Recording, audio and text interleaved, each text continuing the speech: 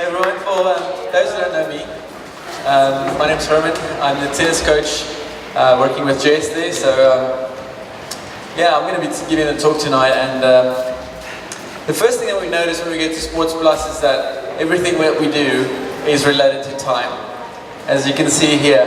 And sometimes, and I'll let you finish these words, on time. Exactly. So from the moment that we wake up in the mornings to what time, what period we fall out of the beep test, it all has to do with time, right? Time on the clock affects the decisions that we make, and we even sometimes, as a sports player, determine if we're going to be a success or a failure in sport by how old we are and what we've achieved during that time. So like if you're playing netball and you're 33-12 behind with 5 minutes left on the clock, your expectation of winning really goes downhill quite fast, right? Because why? There's just simply not enough time left to do it. So in this story from the Bible that we're going to look at tonight, we're going to look at 3 friends of Jesus, but particularly we're going to look at 2 women, 2 sisters, and their names are Mary and Martha. And these 2 women really felt the agony of time that has run out. I'll give you a quick update of what's happened before we dive into John 11 together, and we'll get Lauren to read that for us soon. So Jesus sent a message by these 2 women, Mary and Martha, to come quickly to this town called Bethany, where their brother Lazarus has fallen ill. Now Jesus loved these 3 very much, and by the time that Jesus gets to Bethany, Lazarus had already died and been dead already for 4 days. So we're going to look at this story in 3 parts. We're going to look at Martha's part, and we're going to look at Mary's part. And then finally, we're going to look at how the situation that they're involved in kind of comes to its conclusion, what happens. So first I'm going to get Lauren just to read for us from the passage on John 11, verse 20. So, when Martha heard that Jesus was coming, she went out to meet him, but Mary stayed at home. Lord, Martha said to Jesus, if you had been here, my brother would not have died. But I know that even now, God will give you whatever you ask. Jesus said to her, your brother will rise again.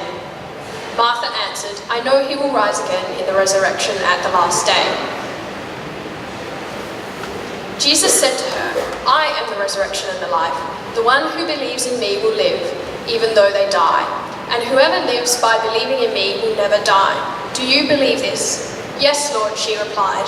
I believe that you are the Messiah, the Son of God, who is to come in the world. After she had said this, she went back and called her sister Mary aside. The teacher is here, she said, and is asking for you. When Mary heard this, she got up quickly and went to him.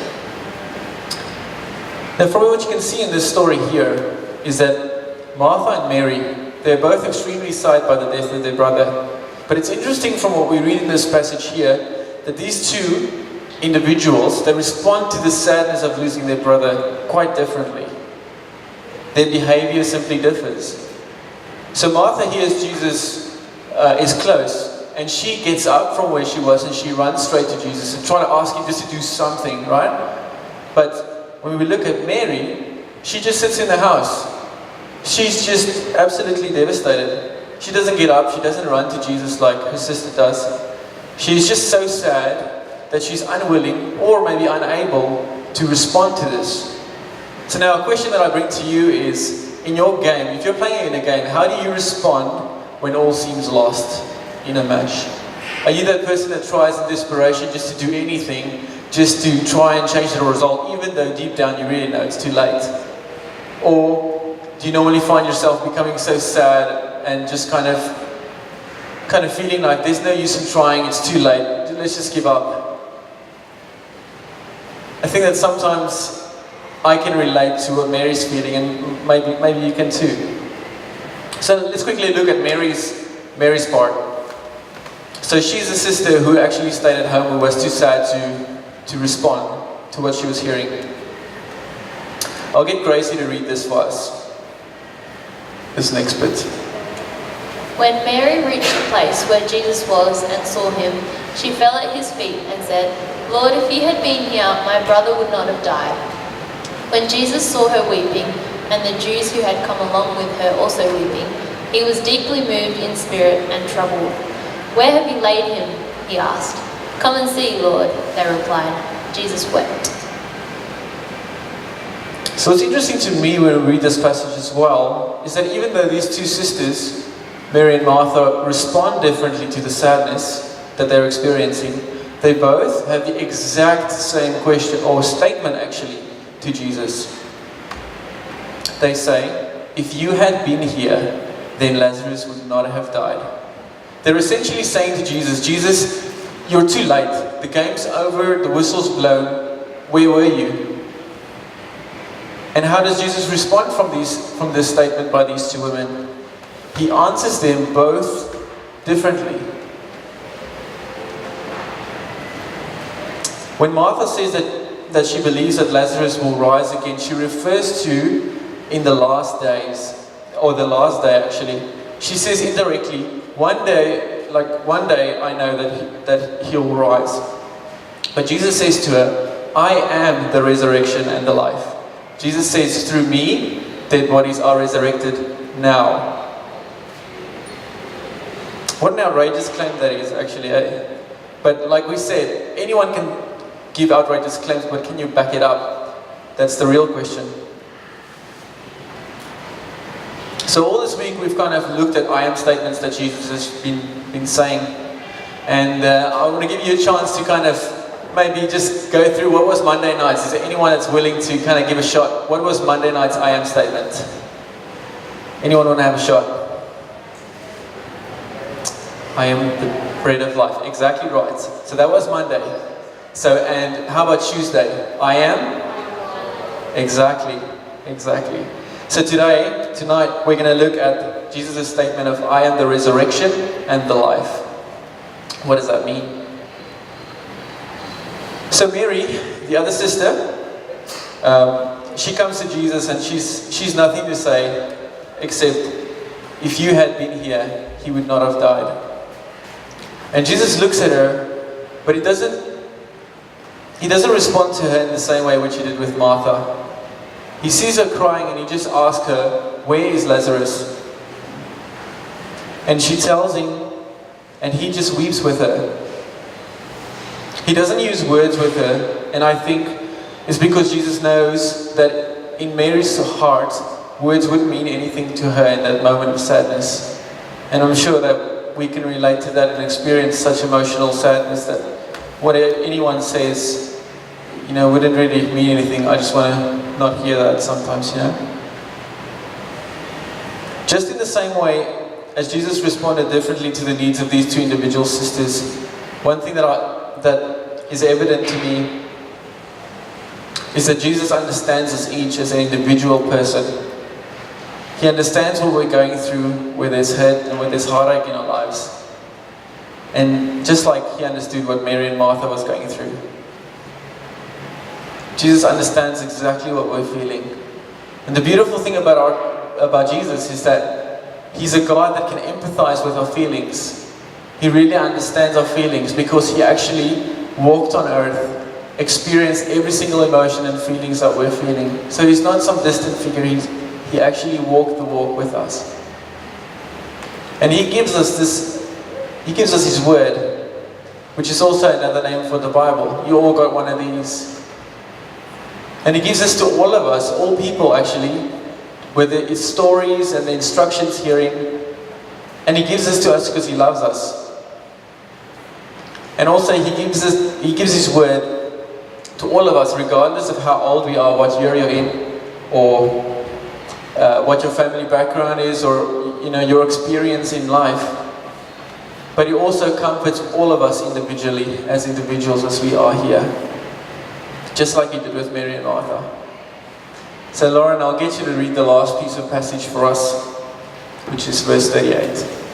Jesus, once more deeply moved, came to the tomb. It was a cave with a stone laid across the entrance. Take away the stone, he said. But Lord, said Martha, the sister of the dead man, by this time there's a bad odor, for he has been in there for 4 days. Then Jesus said, Did I not tell you that if you believe, you will see the glory of God?" So they took away the stone. Then Jesus looked up and said, "Father, I thank you that you have heard me. I knew that you always hear me, but I said this for the benefit of the people standing here, that they may believe that you sent me." Then when he had said this, Jesus called out in a loud voice, "Lazarus, come out." The dead man came out, his hands and feet wrapped with strips of linen and a cloth around his face. Jesus said to them, "Take off the grave clothes and let him go." So we've come back to the statement of Jesus, "I am the resurrection and the life." When Jesus says to Mary that he is the resurrection and the life, he's actually telling Mary who he was. And the fact through that story of raising Lazarus, he tells us here today who he is actually. By raising Lazarus from the dead, he was showing that he has power over death. And that event in which he raised Lazarus here out of a 4-day dead Lazarus actually, was just a display of what was to come in Jesus' own life, where he went to the cross, where he died, and 3 days later he was resurrected. So it's a display of that he has power over death. By his own resurrection, he overcomes our greatest problem that we have in our life, and that's actually spiritual death that we experience.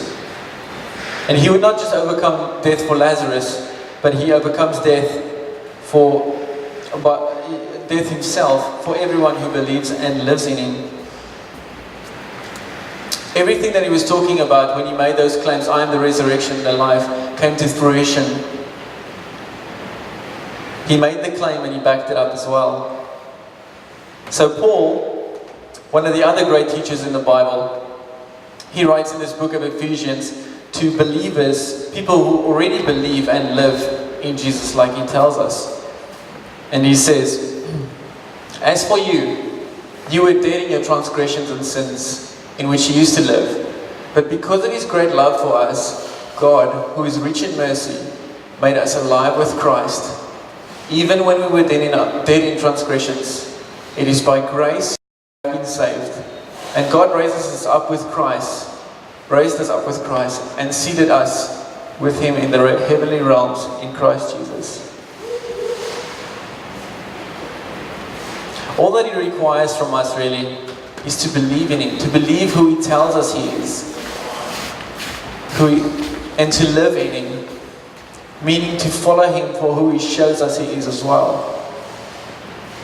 So if we get back to our memory verse and we think about it, therefore throw off all the sin, all that hinders us, and the sin that so easily entangles us.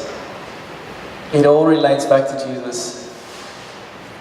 So the next time that you're in a place in your life where you feel like time has come to an end or time is running out, I want you to take comfort in the fact that we may be limited to time as sports people, as humans, but we have a God, Jesus, who is not limited to time. And he even has power over death.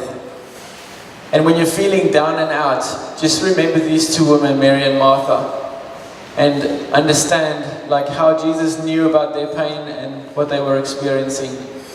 That he understands you and understands your situation and your life and your pain as well.